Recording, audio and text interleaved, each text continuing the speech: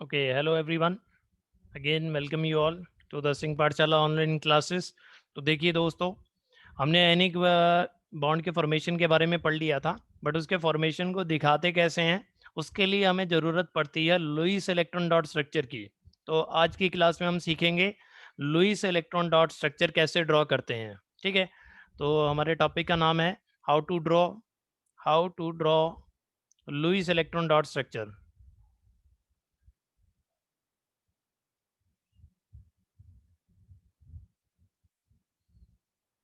तो देखिए दोस्तों, इसे सीखने के लिए सबसे पहले आपको ये पता होना चाहिए कि इलेक्ट्रॉनिक कॉन्फ़िगरेशन को लिखते कैसे हैं। ठीक है, सबसे पहले हमें ये पता होना चाहिए कि इलेक्ट्रॉनिक कॉन्फ़िगरेशन को कैसे लिखते हैं।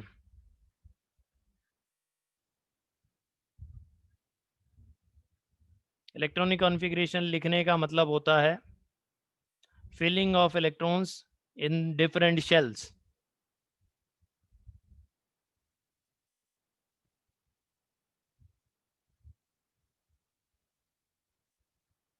इलेक्ट्रॉनिक कॉन्फ़िगरेशन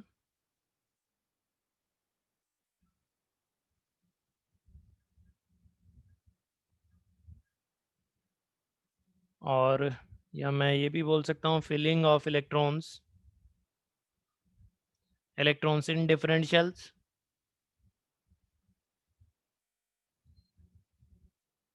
तो देखिए, हम इलेक्ट्रॉन्स की फिलिंग कैसे करते हैं वो मैं आपको बता देता हूँ। ध्यान से देखिएगा, हमारे पास अलग अलग शेल्स होती हैं, K L M N and so on, आगे भी हो सकती हैं, बट हमें केवल 20 तक इलेक्ट्रॉनिक कॉन्फ़िगरेशन, एटॉमिक नंबर 20 तक इलेक्ट्रॉनिक कॉन्फ़िगरेशन लिखनी आनी चाहिए। उससे ज़्यादा हमें ज़रूरत भी नहीं है। ठीक है दोस्तों, तो मैं आपको ये बता देता हूँ कि मैक्सिमम नंबर ऑफ इलेक्ट्रॉन्स के शेल में कितने आते हैं, वो मैं आपको बताता हूँ। के में मैक्सिमम इलेक्ट्रॉन हम दो भर सकते हैं इसमें। ओके, एल में 8, एम में भी 8 ही भरते हैं मैक्सिमम, और एन में 18। ठीक है, तो ये मैक्सिमम इलेक्ट्रॉन इतने हम फिल कर सकते हैं। अब में से कईयों लोगों के दिमाग में ये आ रहा होगा, या एन में भी 8 ही बोल देता हूँ मैं, एन में भी 8 ही फिल करेंगे। आप जब भी फिल करेंगे एन में 8 ही करेंगे। ओके, तो हमारा काम तो पहली 3 से ही हो जाएगा, बिकॉज हमें एटॉमिक नंबर कॉन्फ़िगरेशन कितने तक लिखनी है, 20 तक लिखनी है। तो पहले 3 से ही हम अपनी इलेक्ट्रॉनिक कॉन्फ़िगरेशन लिख सकते हैं। नहीं सॉरी, पहले 3 तो नहीं, एन में भी डालने पड़ेंगे। पहले 3 तो 18 आ रहा है शायद, 3 का सम, तो कोई दिक्कत नहीं है। आपको इलेक्ट्रॉनिक कॉन्फ़िगरेशन कुछ इस तरीके से लिखनी है। ये जो मैंने लिखे हैं ये मैक्सिमम इलेक्ट्रॉन लिखे हुए हैं, maximum electron that can be field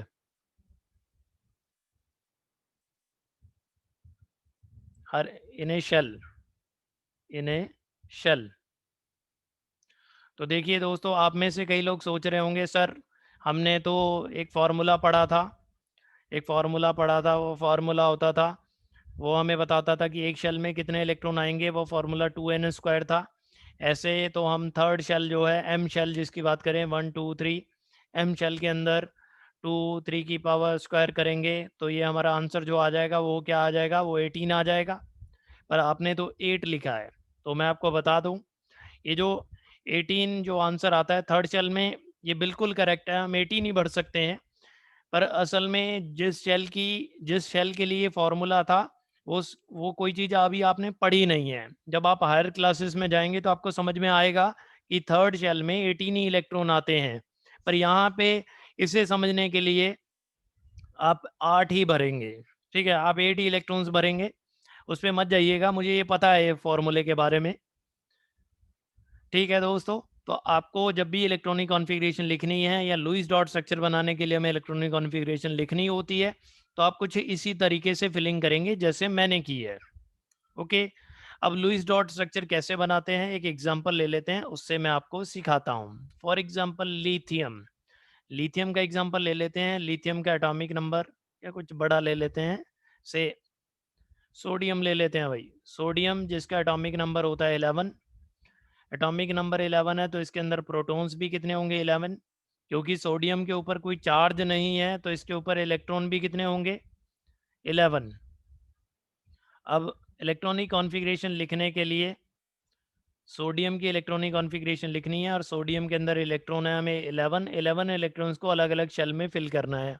जैसा कि मैंने आपको बताया के एल एम जितनी भी हैं एन, इनमें फिल करना है। तो पहली शेल में हम इलेक्ट्रॉन भरने जाएंगे, हमें पता है मैक्सिमम इलेक्ट्रॉन पहली शेल में 2 ही आ सकते हैं, तो 2 फिल कर दिए। उसके बाद में एल में 8 आ सकते हैं, तो 8 फिल कर दिए। अब बचा हमारे पास 1 इलेक्ट्रॉन, तो वो एम में चला जाएगा। ठीक है दोस्तों, तो इस सोडियम की इलेक्ट्रॉनिक कॉन्फ़िगरेशन हमने लिख दी। और यहाँ पे एक इम्पॉर्टेंट चीज़ होती है वैलेंस शेल। वैलेंस शेल, तो वैलेंस शेल क्या होता है वो मैं आपको बता देता हूँ। वैलेंस शेल होता है the outermost shell of an atom which contains electron. तो सबसे बाहरी शेल जो होती है, बाहर वाली जो शेल होती है जिसके अंदर इलेक्ट्रॉन्स होते हैं, उसे वैलेंस शेल बोलते हैं। और वही रिस्पॉन्सिबल होती है बॉन्डिंग के लिए। वैलेंस शेल में जो इलेक्ट्रॉन्स होते हैं वही रिस्पॉन्सिबल होते हैं, बॉन्ड बनेगा नहीं बनेगा, आयनिक बनाएंगे क्या करेंगे, ये सारा रोल जो होता है वो वैलेंस इलेक्ट्रॉन्स का होता है। The outermost shell of an atom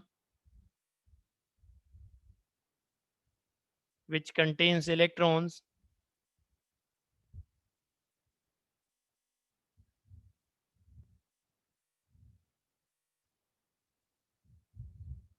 is known as valence shell।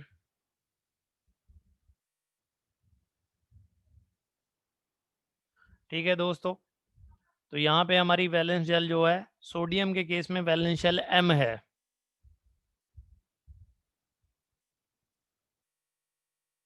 ये हमारी वैलेंस शेल होगी। और वैलेंस इलेक्ट्रॉन कितने आपको दिख रहा होगा, वैलेंस शेल में जितने भी इलेक्ट्रॉन होते हैं वो वैलेंस इलेक्ट्रॉन होते हैं। यहाँ पे हमारे वैलेंस इलेक्ट्रॉन एक ही है। अब सोडियम का लुईस इलेक्ट्रॉन डॉट स्ट्रक्चर जो होता है, इलेक्ट्रॉन डॉट स्ट्रक्चर जो होता है वो क्या होगा वो देखिए।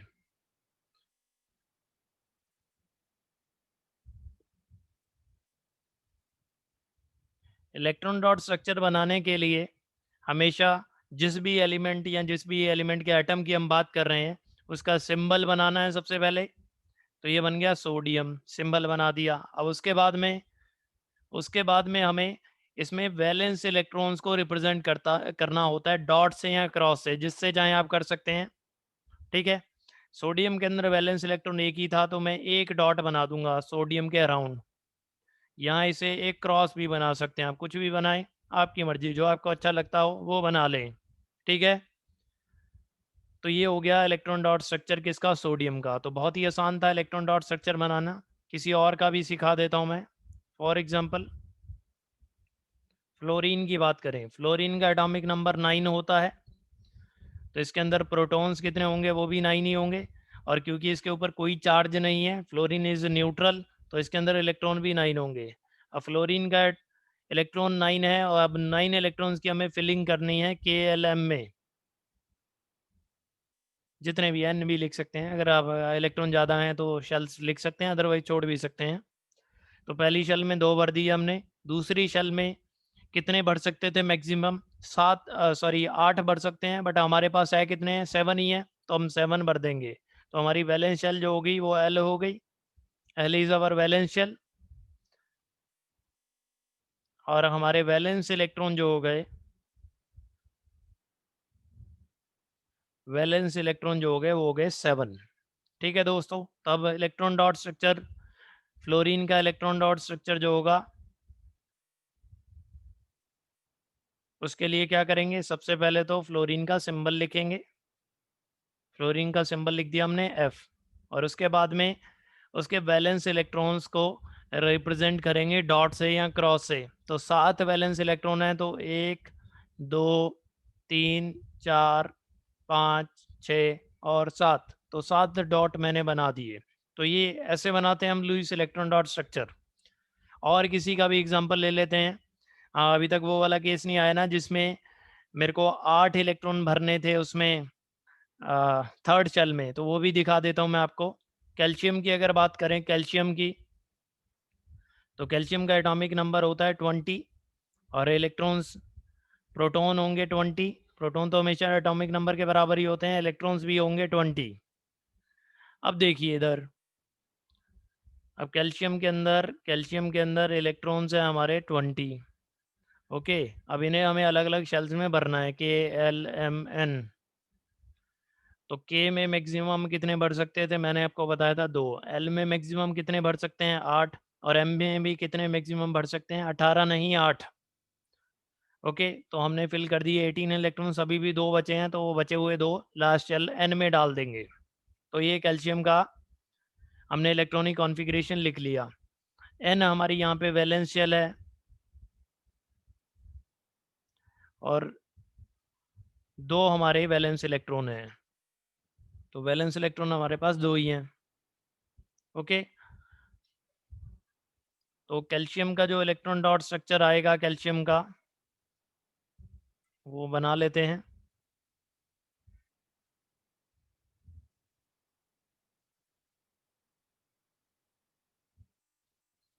वो है दोस्तों इलेक्ट्रॉन डॉट स्ट्रक्चर कैल्शियम का सिंबल लिखेंगे और वैलेंस इलेक्ट्रॉन्स को लिखेंगे एक एक, तो हो गया। ये था सिंपल। तो मुझे उम्मीद है अब आपको वैलेंस इलेक्ट्रॉन डॉट स्ट्रक्चर आप बना सकते हैं बहुत ही आसानी से। इलेक्ट्रॉनिक कॉन्फ़िगरेशन लिखना है, ठीक है। इलेक्ट्रॉनिक कॉन्फ़िगरेशन से हमें वैलेंस इलेक्ट्रॉन पता लग जाएंगे, तो इलेक्ट्रॉन डॉट स्ट्रक्चर फिर बहुत ही आसान है। सिंबल लिखें और वैलेंस इलेक्ट्रॉन्स को डॉट से या क्रॉस से रिप्रेजेंट कर दें अराउंड द सिंबल, तो वो हमारा क्या हो जाएगा, इलेक्ट्रॉन डॉट स्ट्रक्चर हो जाएगा या लुईस इलेक्ट्रॉन डॉट स्ट्रक्चर हो जाएगा। ठीक है दोस्तों, तो हम इलेक्ट्रॉन डॉट स्ट्रक्चर आसानी से लिख सकते हैं। अब आगे बात करते हैं हम फॉर्मेशन ऑफ आयनिक कंपाउंड को अब कैसे दिखाते हैं, कैसे शो करते हैं। ऐसे क्वेश्चन आएगा आपके एग्जाम में, फॉर्मेशन ऑफ आयनिक बॉन्ड। तो वो देखिए, आयनिक कंपाउंड या आयनिक बॉन्ड कुछ भी बोल दें।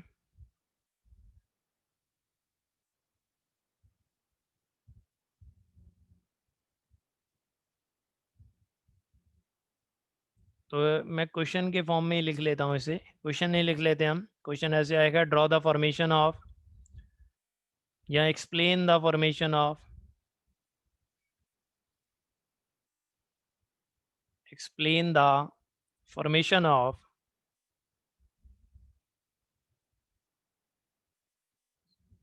Of ionic compound NaCl।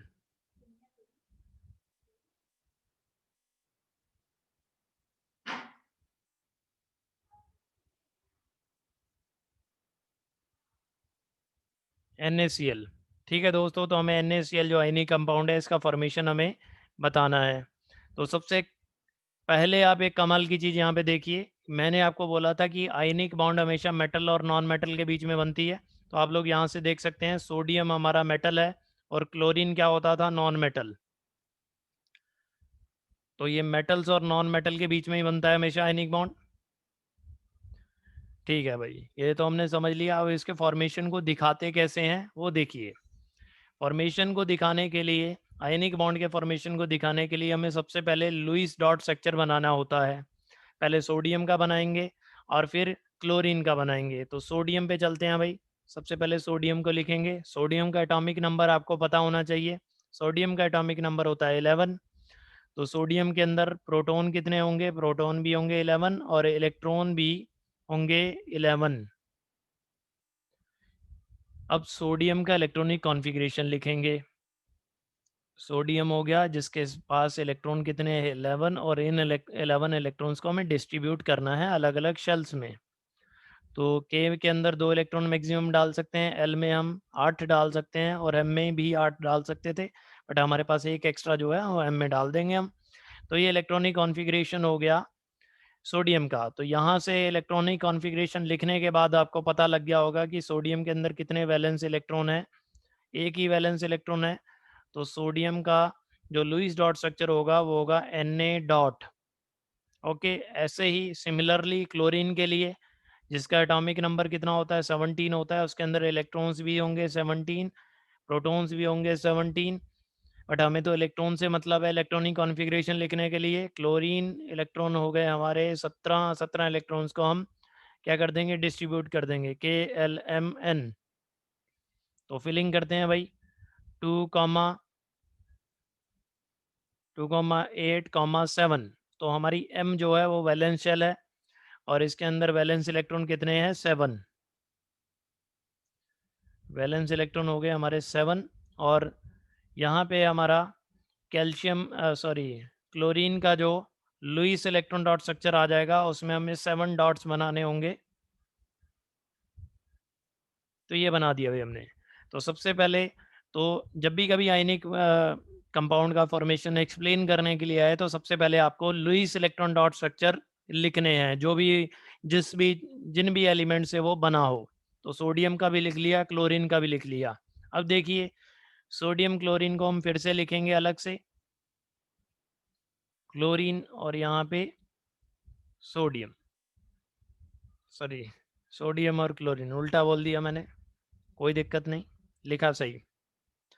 अब यहाँ पे देखिए सबसे पहले एक चीज़ मैं आपको ये समझाना चाहता हूँ कि हमेशा एवरी एलिमेंट, हर एक एलिमेंट की टेंडेंसी होती है अपनी जो शेल्स हैं, ठीक है, फुल्ली फिल्ड रखने की। वो सोते जागते उठते नहाते यही सपना देखता रहता है कि उसकी जो शेल है वो फुल्ली फिल्ड रहे, ठीक है, फुल्ली फिल्ड रहे। तो मैं नोट लिख लेता हूँ पहले इसके बारे में।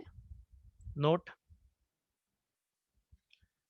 Every element has a tendency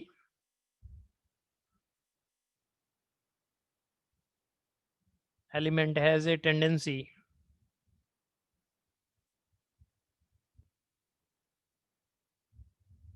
to have fully filled shells। Fully filled इसीलिए, फुल्ली फिल्ड अच्छा किसकी होती हैं पहले ये भी बात कर लेते हैं। फुल्ली फिल्ड शेल्स ये नोबल गैसेस जो होती हैं हमारी, नोबल गैसेस ही नहीं आपको पता होगा, नहीं शायद मैंने बताया आपको, हीलियम, नियोन, आर्गन, ये तीनों ही नोबल गैसेस होती हैं और इनकी जो शेल्स होती हैं वो फुल्ली फिल्ड होती हैं। और ये देखा गया कि जिनके अंदर फुल्ली फिल्ड शेल्स होती हैं वो एलिमेंट बड़े ही स्टेबल होते हैं। हीलियम, न्यूमॉन, आर्गन जो थी वो बड़ी ही स्टेबल होती हैं, इतनी स्टेबल होती हैं कि ये किसी दूसरे के साथ कंपाउंड ही नहीं बनाती, बॉन्ड ही नहीं बनाती, बिकॉज इन्हें ना तो इलेक्ट्रॉन लेना है ना देना है। इसी वजह से सभी एलिमेंट चाहते हैं कि वो भी किसकी तरह बन जाए, नोबल गैसेस की तरह बन जाए, किसी को पूछे भी ना, ठीक है। तो every element has a tendency to have fully filled shell, या ऐसा भी बोल सकते हैं, और to attain noble gas configuration.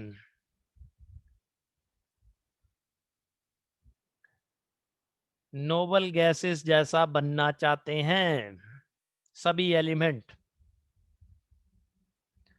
उम्मीद है आपको समझ में आ गया होगा ये, ठीक है। तो अब देखिए, अब देखते हैं, अब सोडियम की तरफ थोड़ा सा इलेक्ट्रॉनिक कॉन्फ़िगरेशन को सोडियम की देखते हैं। देखिए मैंने आपको बताया था कि एम के अंदर मैक्सिमम इलेक्ट्रॉन कितने होते हैं? मैक्सिमम इलेक्ट्रॉन 8 होते हैं, पर यहाँ पे कितने हैं? 1 है। तो ये क्या करेगा? 8 तो पूरे कर नहीं सकता, 7 किसी से ले नहीं सकता, तो ये क्या करेगा? इसे 1 को भी दे देगा, तो फिर इसका एल जो है वो फुल्ली फिल्ड हो जाएगा। ठीक है दोस्तों? तो सोडियम क्या करेगा? इलेक्ट्रॉन को देगा। तो यहाँ से हमें समझ में आ गई। It will lose 1 electron. अब क्लोरीन के पास चलते हैं। क्लोरीन के अंदर देखिए, क्लोरीन के अंदर एम शेल में कितने इलेक्ट्रॉन्स हैं? एम शेल में इसके अंदर 7 इलेक्ट्रॉन्स हैं और मैक्सिमम कितने होते हैं? मैक्सिमम इलेक्ट्रॉन 8 होते हैं। तो अब क्लोरीन क्या करेगा? 7 से 8 करने हैं क्लोरीन को। तो ये क्या करेगा? किसी से ये 1 इलेक्ट्रॉन ले लेगा, ठीक है। तो इट विल गेन 1 इलेक्ट्रॉन।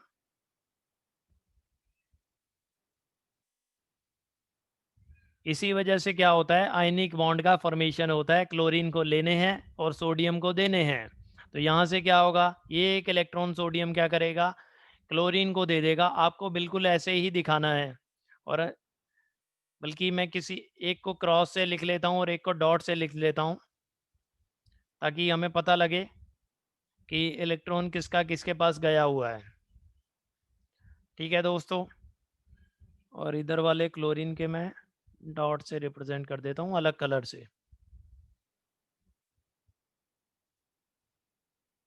आप भी रंग बिरंगे कलर्स का यूज़ कर सकते हैं ये दिखाने के लिए। इलेक्ट्रॉन का ट्रांसफर।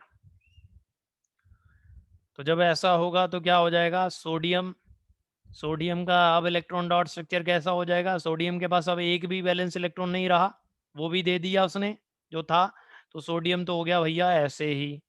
और सोडियम का एक इलेक्ट्रॉन देने के बाद जो चार्ज आएगा वो आ जाएगा +1, तो +1 आप लिख देंगे और डब्बे में सोडियम को बंद कर देंगे। ऐसे ही क्लोरीन के पास जाएंगे, क्लोरीन के पास 7 तो अपने ही इलेक्ट्रॉन थे, ग्रीन ग्रीन, और एक अब इसने किसका ले लिया, एक सोडियम का ले लिया, तो उसे भी लिख देंगे। और एक इलेक्ट्रॉन लेने के बाद, सोडियम का एक इलेक्ट्रॉन लेने के बाद क्लोरीन के ऊपर -1 चार्ज आ जाएगा, क्योंकि एक इलेक्ट्रॉन ले लेगा तो -1 चार्ज आ जाएगा।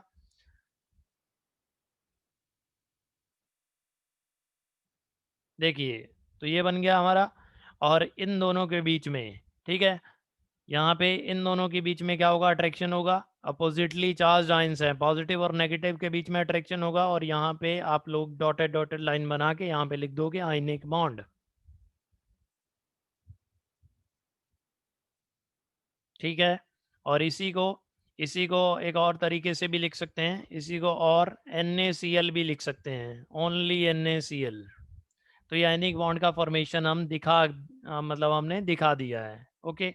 अगर आपसे कोई पूछे कि आइंस भी बताइए आप, NaCl के अंदर आइंस कौन सी प्रेजेंट होती हैं, तो ये देखिए आपके सामने है आइंस, आपको बड़ा बड़ा दिख रहा है, आइंस एक Na+ होती है और दूसरी Cl- होती है, ठीक है, तो वो भी लिख देता हूँ मैं। आयंस प्रेजेंट अगर आपसे कोई पूछ ले तो आपको पता लग गया, एक है Na+ और दूसरा है Cl-, ठीक है। कैटाइन पूछे तो Na+, एनाइन पूछे तो Cl-, सिंपली आयंस पूछे तो दोनों ही बता देना। चलिए दोस्तों, तो उम्मीद है मुझे आपको ये समझ में आ गया होगा। अब मैं आगे देख लेता हूँ कुछ बच गया क्या इसमें। जी हाँ, बच गया। एक और आयनिक कंपाउंड का फॉर्मेशन मैं आपको बता देता हूँ।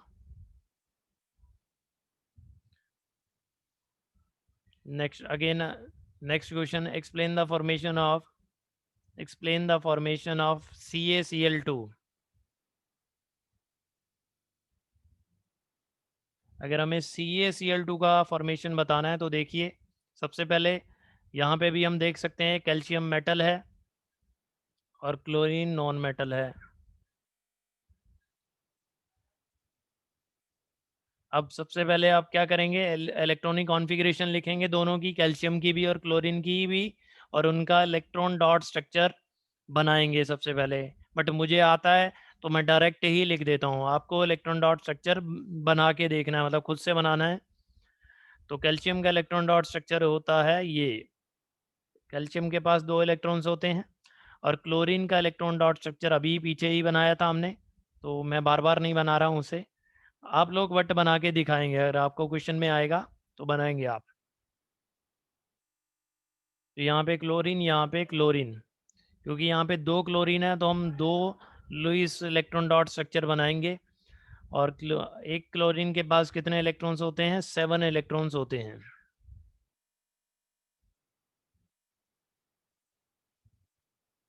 इलेक्ट्रॉनिक कॉन्फ़िगरेशन लिखना मतलब ऊपर दिखाना इसीलिए भी ज़रूरी है, बिकॉज उससे आप एक्सप्लेन कर पाएंगे कि कौन कितने इलेक्ट्रॉन लूज़ करेगा और गेन करेगा। बट यहाँ पे मैं आपको डायरेक्ट ही बता रहा हूँ, यहाँ कॉन्फ़िगरेशन लिख ही लेते हैं दोस्तों, क्योंकि आप में से कई सारे लोग कंफ्यूज हो जाएंगे। तो आई विल राइट इट। सबसे पहले कैल्शियम, कैल्शियम का atomic number 20, number of protons भी 20 और इलेक्ट्रॉन्स भी 20। तो कैल्शियम की इलेक्ट्रॉनिक कॉन्फ़िगरेशन, कैल्शियम इलेक्ट्रॉन है 20, इलेक्ट्रॉन्स को डिस्ट्रीब्यूट करना है K-L-M-N में, तो कर दीजिए भैया, 2 8 8 2। और वैलेंस इलेक्ट्रॉन अब यहाँ पे कितने हो गए, कैल्शियम के वैलेंस इलेक्ट्रॉन हो गए 2। तो अब N में मैक्सिमम इलेक्ट्रॉन कितने होते हैं, N में के अंदर मैक्सिमम इलेक्ट्रॉन होते हैं 8। अब ये कैल्शियम 6 किसी से ले तो सकता नहीं, ठीक है, ज़्यादा इलेक्ट्रॉन्स गेन नहीं कर सकता है, इसलिए भलाई इसी में है, ये क्या करेगा, इन 2 इलेक्ट्रॉन्स को भी दे देगा। So it will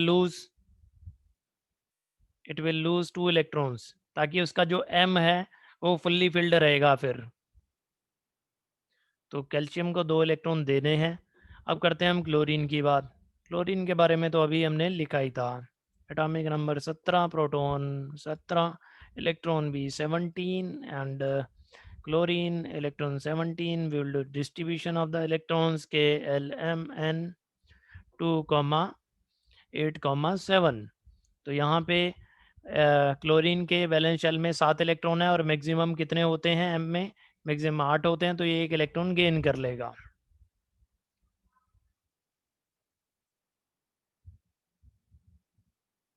gain 1 electron. तो क्लोरीन को 1 इलेक्ट्रॉन गेन करना है और कैल्शियम को 2 इलेक्ट्रॉन लूज करने हैं। हमें ये इलेक्ट्रॉनिक कॉन्फ़िगरेशन लिख के पता चला और इलेक्ट्रॉनिक कॉन्फ़िगरेशन से ही हमें इनका लुईस इलेक्ट्रॉन डॉट स्ट्रक्चर भी पता लगा। तो यहाँ कैल्शियम, यहाँ क्लोरीन। कैल्शियम को 2 इलेक्ट्रॉन देने हैं और क्लोरीन 2 हैं हमारे पास, तो 2 बनाएंगे। CaCl2 के अंदर 2 क्लोरीन है, तो इसीलिए मैं 2 लिख रहा हूँ भाई। ये आपको देखना है, अगर आयनिक कंपाउंड के फॉर्मूले में कोई भी 2 एटम्स हैं तो आप दो दो उनके इलेक्ट्रॉन डॉट स्ट्रक्चर बनाएंगे। 1 2 3 4 5 और ये 6 7, सॉरी 7 हो गए।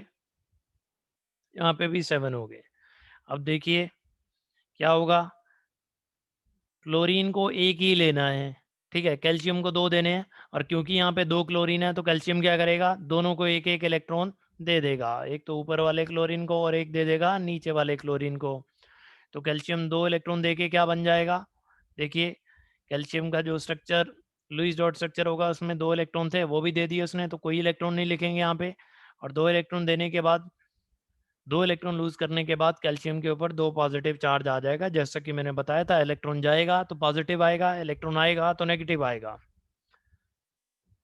अब आगे बात करते हैं क्लोरीन। क्लोरीन के अंदर एक क्लोरीन को अभी बना रहा हूँ, ठीक है, एक क्लोरीन को बना रहा हूँ अभी मैं। तो 7 तो इसके अपने ही हो गए और एक कैल्शियम से लिया था और इसके ऊपर -1 चार्ज आ गया था और ये हमने एक क्लोरीन को बना लिया, ठीक है। क्योंकि यहाँ पे 2 क्लोरीन थे तो हमें 2 भी बना सकते थे, पर हमारा दिमाग इतना ख़राब नहीं हुआ है क्योंकि हमारा काम ट्वाइस लिख के भी चल जाएगा। अगर एक ही क्लोरीन का सिंबल मतलब बना के आप ट्वाइस भी लिख देंगे तो कोई दिक्कत नहीं है। आप 2 भी बना सकते हैं, उससे भी कोई नहीं रोक रहा है आपको। तो ऐसा भी कर सकते हैं और यहाँ पे बॉन्ड दिखा देंगे, पॉजिटिव और नेगेटिव आयंस के बीच में अट्रैक्शन होगा तो ये बन गया आयनिक बॉन्ड। तो दोस्तों ऐसे ही दिखाना होता है आयनिक बॉन्ड का फॉर्मेशन। और यहाँ पे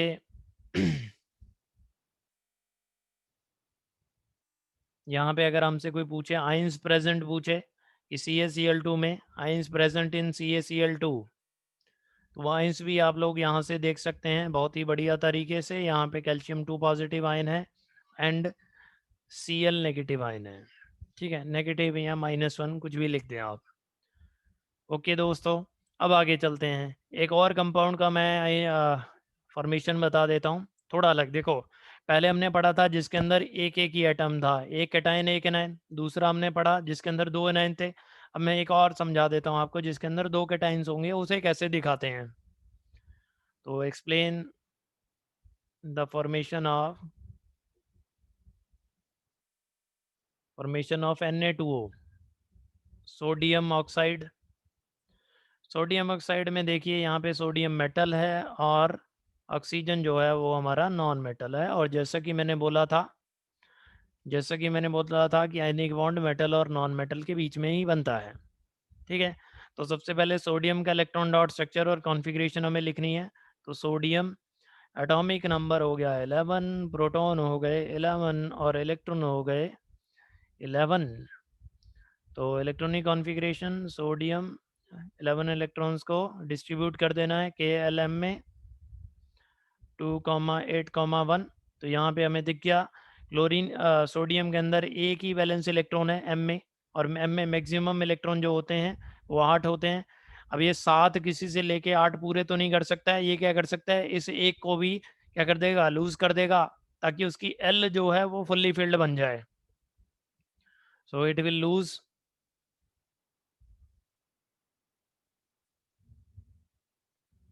1 इलेक्ट्रॉन ओके दोस्तों, तो यहाँ पे क्या होगा,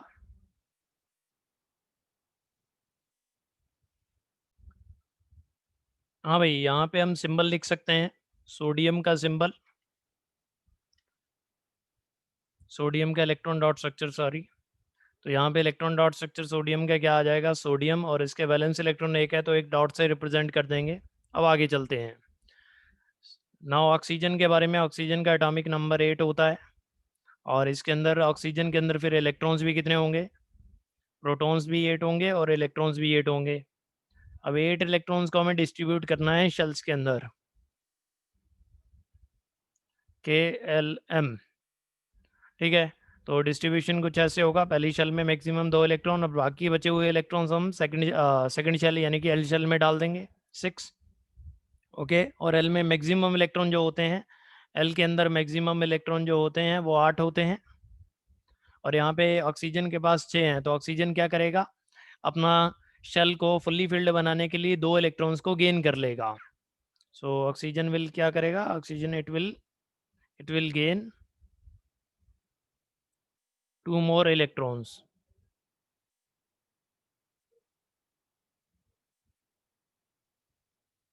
तो देखिए दोस्तों, अब इसके आयनिक बॉन्ड का फॉर्मेशन कैसे बताएंगे, और उससे पहले हम क्या करें, ऑक्सीजन का इलेक्ट्रॉन डॉट स्ट्रक्चर लिख लेते हैं। ऑक्सीजन के 6 वैलेंस इलेक्ट्रॉन हैं, तो 1 2 3 4 5 6 डॉट बना देंगे। तो इलेक्ट्रॉन डॉट स्ट्रक्चर समझ में आ गया हमें, कौन कितने इलेक्ट्रॉन लेगा देगा ये भी समझ में आ गया। अब देखिए, अब आयनिक बॉन्ड का फॉर्मेशन हम दिखाते हैं। क्योंकि हमारे पास 2 सोडियम एटम है तो 2 सोडियम एटम्स को लिखा जाएगा, और यहाँ पे इनके वैलेंस इलेक्ट्रॉन मैंने क्रॉस से रिप्रेजेंट कर दिए।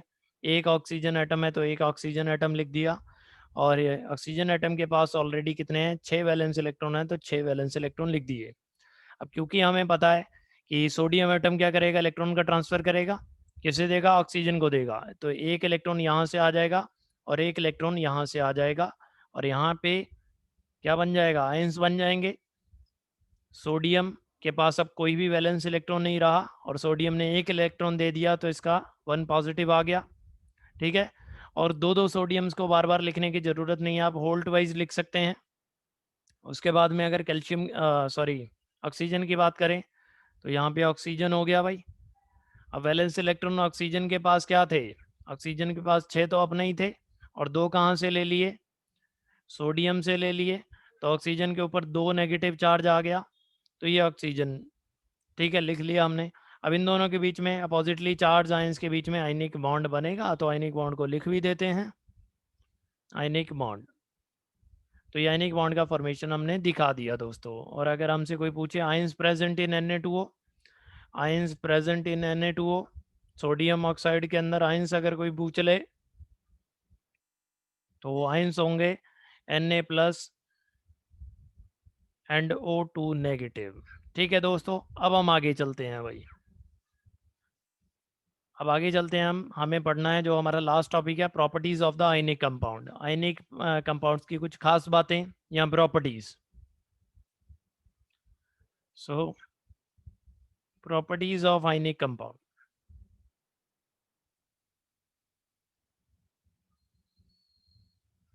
तो पहली प्रॉपर्टी होती है कि आयनिक कंपाउंड क्या होते हैं, हार्ड क्रिस्टलाइन सॉलिड्स होते हैं। ठीक है, आपने अपने घर में भी देखा होगा, जो नमक है that is ionic compound, NaCl ही होता है वो। ठीक है, वो कैसा होता है, उसके छोटे छोटे क्रिस्टल जो होते हैं वो काफ़ी हार्ड होते हैं और सॉलिड होता है वो। और इसकी वजह भी होती है, हार्ड होने की वजह होती है इनकी, बिकॉज इनके अंदर जो आयनिक बॉन्ड बनते हैं, अपोजिटली चार्ज आयंस के बीच में जो बॉन्ड बनते हैं वो बड़े ही स्ट्रांग होते हैं। ठीक है, आयंस के बीच में जो इंटरेक्शन होता है या अट्रैक्शन होता है, आप अट्रैक्शन ही समझो, जो अट्रैक्शन होता है वो बड़ा ही स्ट्रांग होता है। तो इसीलिए हम बोलते हैं आयनिक बॉन्ड बड़े स्ट्रांग होते हैं। तो इनके बीच में आयनिक बॉन्ड होते हैं, इसीलिए हार्ड हार्ड और क्रिस्टलाइन होते हैं। Ionic compounds are ionic compounds are hard and crystalline solids.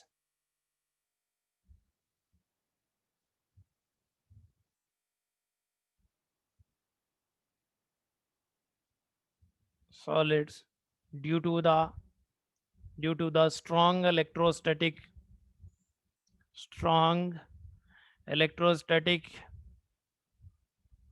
attraction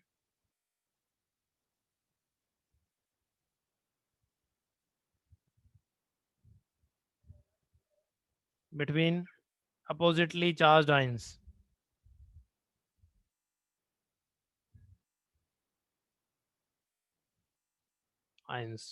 okay. और दूसरा क्या होता है? दूसरी प्रॉपर्टी देखिए, सेकंड प्रॉपर्टी होती है कि ionic compounds are brittle in nature. Ionic compounds are brittle in nature. Brittle का मतलब क्या होता है?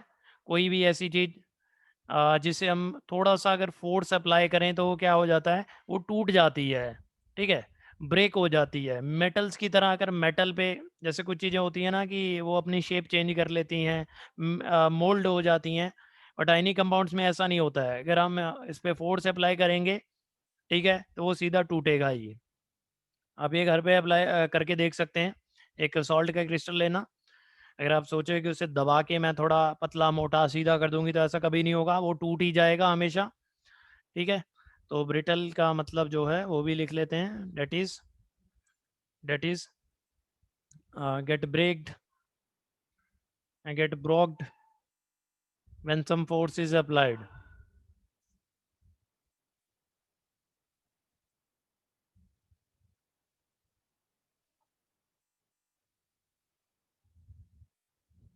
अब देखिए ब्रिटल कैसे होते हैं ये भी मैं आपको दिखा देता हूँ। आयनिक कंपाउंड के अंदर अपोजिटली चार्ज आइंस होती हैं, जो कि कैसे अरेंज होती हैं वो मैं आपको बताता हूँ। एक पॉजिटिव आयन, फिर नेगेटिव, पॉजिटिव, नेगेटिव, पॉजिटिव, ऐसे चलता है। Negative positive negative positive positive negative, जो भी है ऐसे बनाएंगे भाई, ऐसा ही होते हैं आयंस, ऐसे ही एग्जिस्ट करते हैं एनी कंपाउंड के अंदर।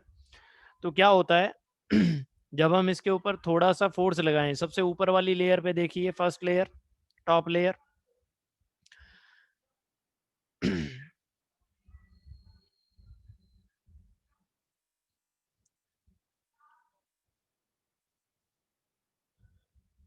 सबसे ऊपर वाली लेयर पे ये है हमारी टॉप लेयर। अगर टॉप लेयर पे हम थोड़ा सा फोर्स अप्लाई करें, थोड़ा सा फोर्स अप्लाई करें तो क्या हो जाएगा वो देखिए, वो कुछ हो ये जाएगा कि ऊपर वाली लेयर थोड़ा सा डिस्प्लेस हो जाएगी।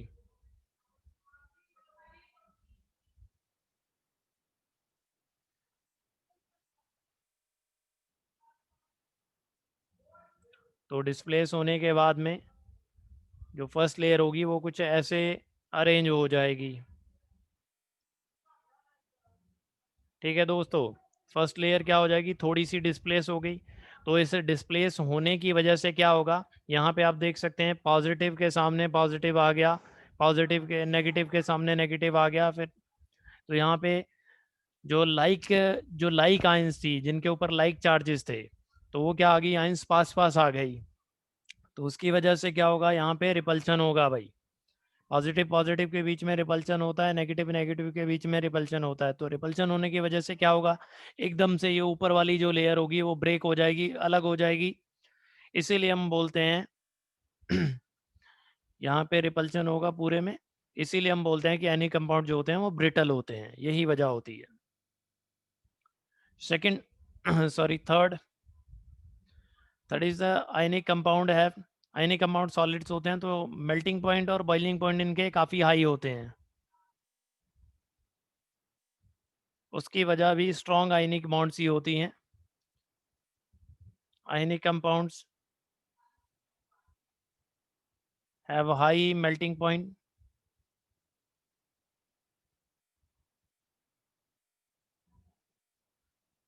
and high boiling point due to the strong ionic bonds, due to the strong ionic bonds।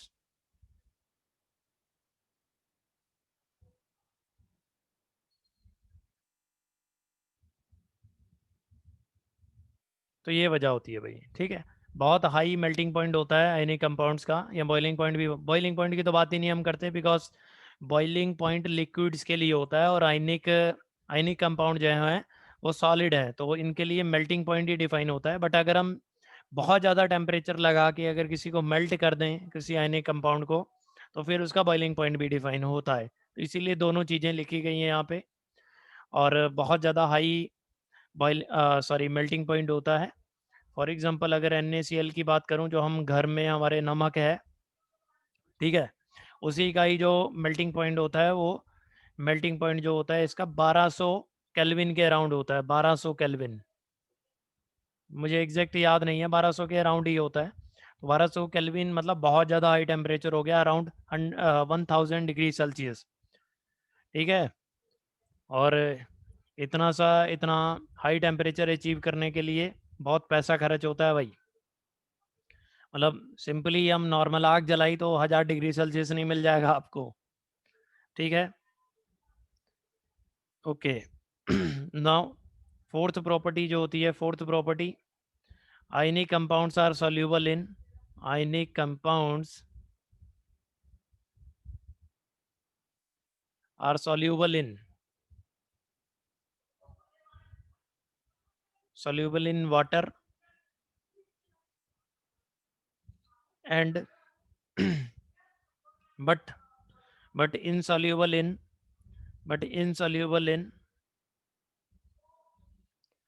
kerosene, petrol, diesel, etc.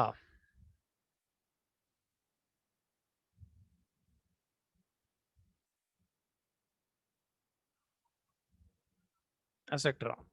तो देखिए ऐसा क्यों होता है, मैं थोड़ा सा आपको बता देता हूँ। असल में कोई भी आयनिक कंपाउंड आप ले लीजिए, फॉर एग्जांपल हम NaCl ले लेते हैं, तो किसी भी आयनिक कंपाउंड के अंदर क्या होती हैं, आयंस होती हैं। यहाँ पे Na+ होगा और Cl- होगा। और किसी भी कंपाउंड के अंदर अगर कोई चार्ज डेवलप होता हो तो उस कंपाउंड को पोलर कंपाउंड बोलते हैं दोस्तों। तो NaCl या कोई भी आयनिक कंपाउंड जो होगा वो पोलर कंपाउंड होगा। पोलर, पोलर वर्ड आया है पोलैरिटी से। Polar word is derived from polarity and polarity means charges. आपने कभी पढ़ा भी होगा, बैटरी वगैरह जो इन्वर्टर वगैरह में यूज होती है उसमें लिखा होता है पोलैरिटी। तो पोलर होते हैं भाई आयनिक कंपाउंड, सारे आयनिक कंपाउंड पोलर होते हैं। अब वाटर की बात करते हैं। वाटर होता है H2O। H2O का स्ट्रक्चर कुछ ऐसा होता है।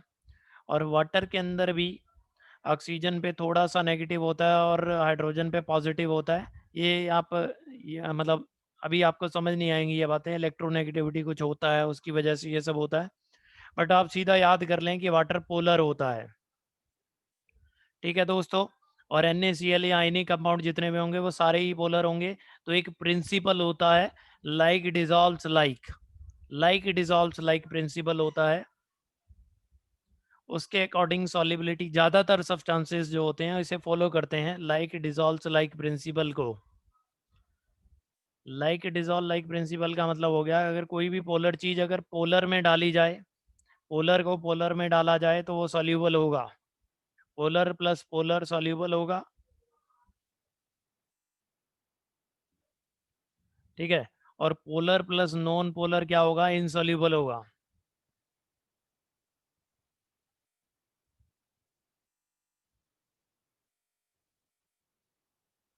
ठीक है।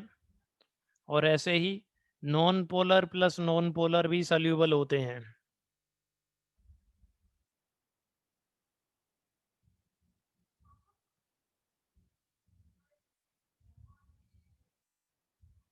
ओके। तो चलिए दोस्तों यहाँ पे देखिए, फिर वापस से आते हैं हम सॉल्युबिलिटी पे। तो पोलर है, आयनिक कंपाउंड भी पोलर होते हैं, वाटर भी पोलर होता है, तो इसीलिए आयनिक कंपाउंड को जब भी वाटर में डाला जाता है तो वो सॉल्यूबल हो जाता है। और जो हमारा केरोसिन या डीजल है ये नॉन पोलर होता है, तो इसीलिए आयनिक कंपाउंड इसमें सॉल्यूबल नहीं हो पाते हैं। तो ये छोटी सी कहानी थी। अदरवाइज आप इसे छोड़ भी सकते हैं, आप दिमाग में मत डालें इसे। आप इतना ही याद रख लें कि आयनिक कंपाउंड वाटर में सॉल्यूबल होता है, बट केरोसिन, पेट्रोल, डीजल इनमें इनसॉल्यूबल होता है। ओके दोस्तों, नाउ द लास्ट प्रॉपर्टी इस आयनिक कंपाउंड्स की जो हमें डिस्कस करनी है वो है इलेक्ट्रिसिटी कंडक्शन। तो ध्यान से देखेंगे सभी लोग, इस पे क्वेश्चंस भी आते हैं भाई। इलेक्ट्रिसिटी कंडक्शन, तो सबसे पहली बात मैं आपको बताता हूँ, इलेक्ट्रिसिटी कंडक्शन या इलेक्ट्रिसिटी कंडक्ट करने के लिए हमेशा क्या होती है, चार्ज की रिक्वायरमेंट होती है। चार्ज होना चाहिए भाई, ठीक है। इलेक्ट्रिसिटी कंडक्शन के लिए हमेशा क्या चाहिए, रिक्वायर्स फ्री चार्ज, या फ्री बोले, फ्री से मतलब क्या, जो आसानी से मूव भी कर सके, फ्रीली मूविंग चार्ज।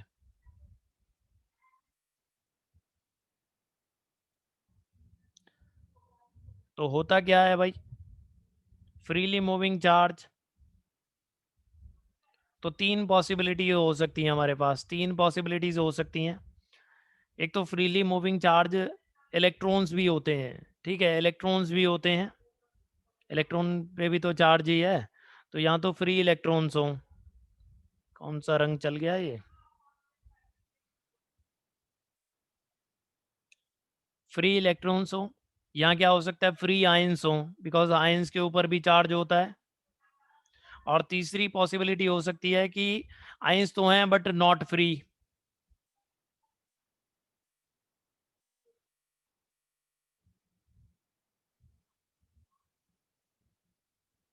उन्हें क्या बोल सकते हैं हम, बाउंडेड आयंस बोल सकते हैं।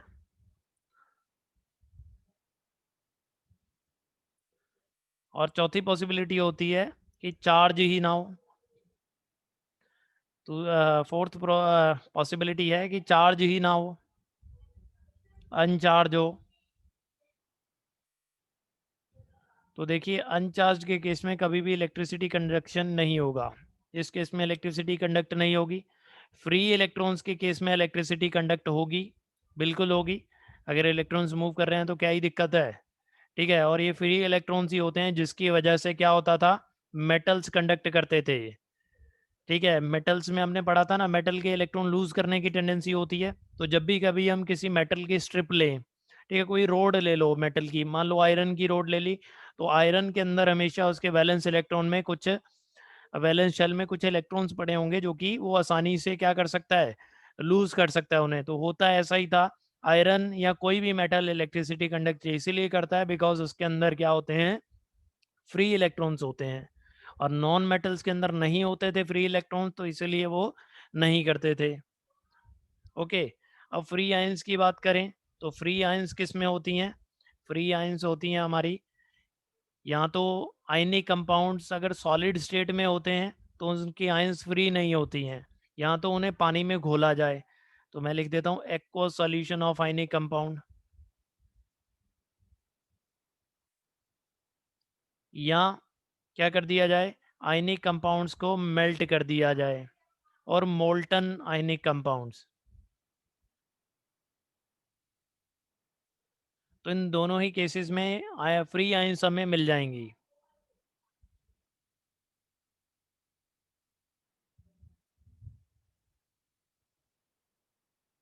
तो ऐसे केस में क्या हो जाएगा भाई, यहाँ पे इलेक्ट्रिसिटी कंडक्ट हो जाएगी। अगर आयंस बाउंडेड हैं तो तब भी इलेक्ट्रिसिटी कंडक्ट नहीं होगी।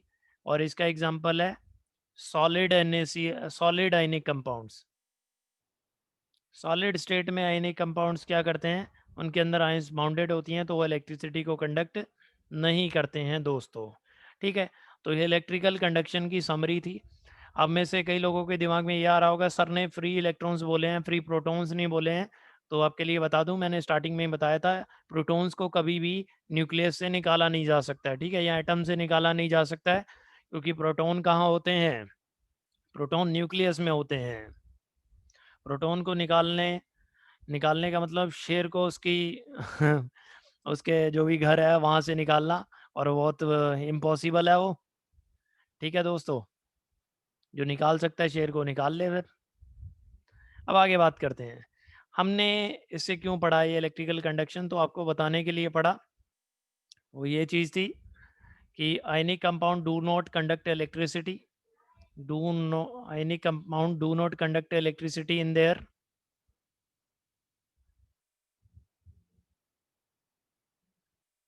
compounds, do not conduct electricity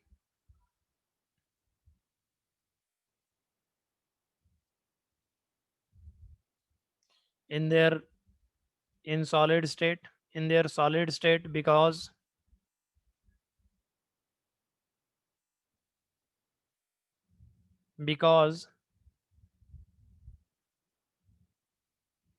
ions are not free. Ions are not free due to the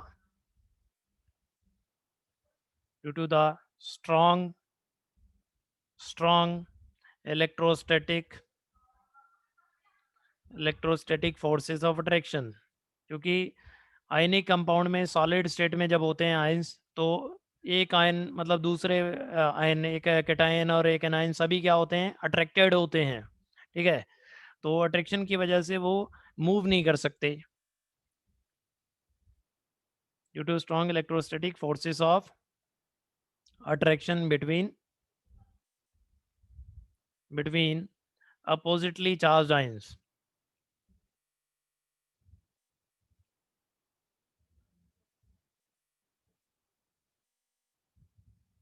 okay दोस्तों, तो फिर कब करते हैं वो भी देख लीजिए। But conducts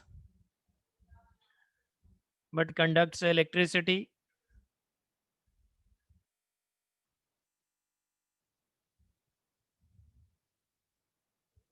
in aqua solution. Aqua solution यानी कि उन्हें जब पानी में घोल दिया जाए। And in molten state,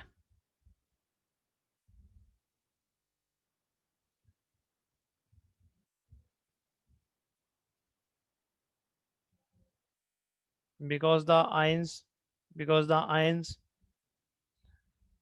are free. Molten state या एक्वा सॉल्यूशन में क्या होते हैं, आयंस फ्री हो जाती हैं, तो आयनिक कंपाउंड हमारे इलेक्ट्रिसिटी कंडक्ट करना शुरू कर देते हैं।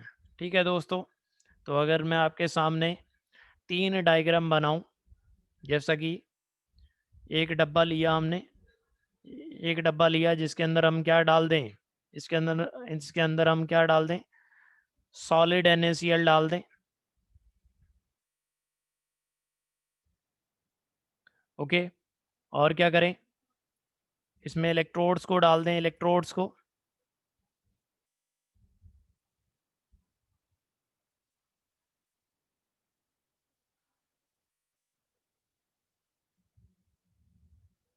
बैटरी लगा दी और एक बल्ब भी लगा दिया। तो आप लोग मुझे बताएं कि ये बल्ब ग्लो करेगा नहीं करेगा। तो दोस्तों, इस केस में जब सॉलिड NaCl होगा तो वो इलेक्ट्रिसिटी को कंडक्ट नहीं करेगा, तो बल्ब ग्लो नहीं करेगा। ओके, इस केस में बल्ब ग्लो नहीं होगा। अब उसके बाद में दूसरा केस लेते हैं, तो इसमें डू नॉट ग्लो।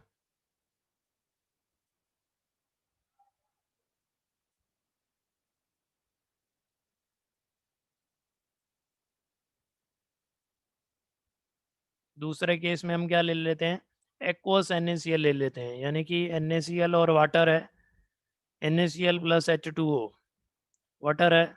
और इसमें जब हम इलेक्ट्रोड्स को डालेंगे, बैटरी को लगाएंगे, बल्ब को भी लगाएंगे, और इस केस में क्या होगा, ये एक्वस NaCl जो होगा, उसका सॉल्यूशन जो होगा वो इलेक्ट्रिसिटी को कंडक्ट करेगा और बल्ब क्या होगा, ग्लो करने लगेगा।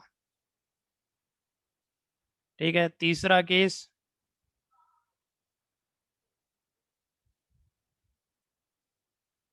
अगर हम क्या ले लें, मोल्टन NaCl ले लें। मोल्टन NaCl यानी कि पिघला हुआ NaCl, जिसके लिए हमें बहुत ज़्यादा टेम्परेचर चाहिए, और उसमें अगर इलेक्ट्रोड्स को डाला जाए और बल्ब को लगाना तो मैं भूल ही गया, वही तो देखना है हमें, लगा देते हैं, कोई दिक्कत नहीं, अपने ही हाथ में है। तो ये देखिए बल्ब को लगा दिया, और इस केस में क्या होगा, मोल्टन NaCl भी इलेक्ट्रिसिटी को कंडक्ट करेगा, बिकॉज मोल्टन स्टेट में भी आयंस फ्री हो जाती हैं, तो यहाँ पे भी इलेक्ट्रिसिटी कंडक्ट होगी दोस्तों, तो ये भी ग्लो करेगा। ओके, तो ये सब हमें पढ़ना था आयनिक कंपाउंड के बारे में। इस चैप्टर में बचा हुआ जो पोर्शन है, मतलब जो बाकी पहले था, अब आपके सिलेबस में से उसे एक्सक्लूड कर दिया गया है, वो मेटल्स एक्सट्रैक्शन वाला, तो उसे हम नहीं पढ़ेंगे। इतना ही हमें पढ़ना था। ओके हमारे एग्ज़ाम के लिए। और बस इस लेक्चर को फिनिश करने से पहले एक छोटी सी बात और बता दूं आपको। मैंने यहाँ पे बताया था कि जहाँ पे चार्ज नहीं होता है वहाँ पे क्या होता है, वहाँ पे भी इलेक्ट्रिसिटी नहीं होती है। तो इसका एग्जांपल मैं बता देता हूँ आपको। प्योर वाटर की अगर बात करें, प्योर वाटर की या डिस्टिल्ड वाटर भी जिसे लोग बोल सकते हैं, डिस्टिल्ड वाटर या प्योर वाटर के अंदर कोई भी सॉल्ट डिजॉल्व नहीं होता है। ठीक है दोस्तों, कोई भी सॉल्ट डिजॉल्व नहीं होता है। अगर सॉल्ट नहीं होगा तो इसके अंदर आइंस नहीं होंगी, और आइंस नहीं होंगी तो प्योर वाटर कभी भी इलेक्ट्रिसिटी को कंडक्ट नहीं करता है। तो ये एक चीज़ याद रखेंगे, प्योर वाटर इलेक्ट्रिसिटी को कंडक्ट नहीं करता है। हालांकि रेन वाटर कर देता है, रेन वाटर कर देता है भाई। रेन वाटर इलेक्ट्रिसिटी को कंडक्ट करेगा बिकॉज रेन वाटर के अंदर बहुत सारे सॉल्ट्स डिजॉल्व होते हैं।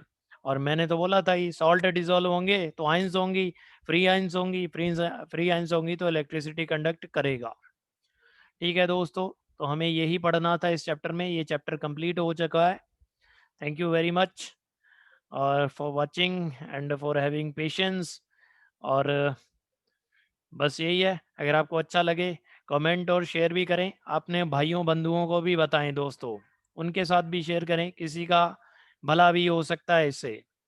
Okay, thank you very much, bye bye.